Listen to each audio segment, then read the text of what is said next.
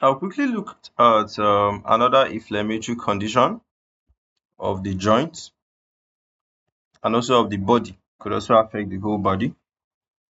This is what is known as acute rheumatism. Acute rheumatism, you know. So you could say that it's from rheumatic fever, all of that, all of that.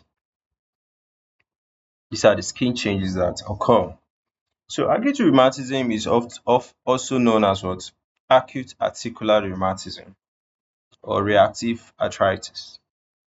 It's like an inflammatory joint condition and it typically develops 1 to 4 weeks after the person has been infected by streptococcus. From the throat, you just have a throat issue and you just feel like it's something that you can just ignore.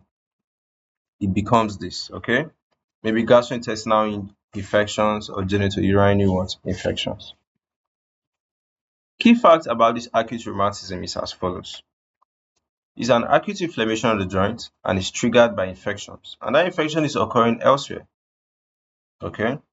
So common things that could trigger it. It could be throat infection from streptococcus. So someone has had rheumatic fever and it led to this. Could be gastrointestinal infections from Salmonella, Shigella, and also Campylobacter. Could be genital urinary infections from chlamydia. So onset is usually 1 to 4 weeks after the infections. Risk factors, it could be that your genetics is making it very easy for the infections to progress. So genetic things could be there. Could be that you're smoking, could be that you're obese, family history, cold or damp environment. So the symptoms, there's joint pain and swelling. All right. It could be monoarthritis, it could be oligoarthritis, it could be polyarthritis. Anyone could actually occur. There's redness and warmth that affect the joint, morning stiffness or stiffness after rest. Systemic signs like fever, malaise, fatigue, muscle aches.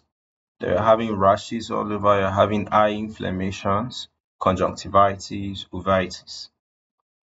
You diagnose this from clinical examination where you're trying to pick out all those signs and symptoms that are listed, you know, medical history, you're trying to go around and see that, yeah, the person has had, you know,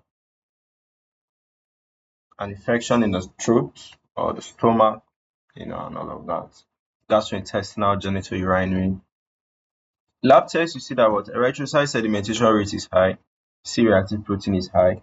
If the person has had a throat infection, a throat swab will be positive. Stool cultures will be positive. Urine cultures will be positive. Joint fluid analysis and also imaging. Treatment is NSAIDs like ibuprofen, corticosteroids, antibiotics to treat the underlying infection, and also physical therapies.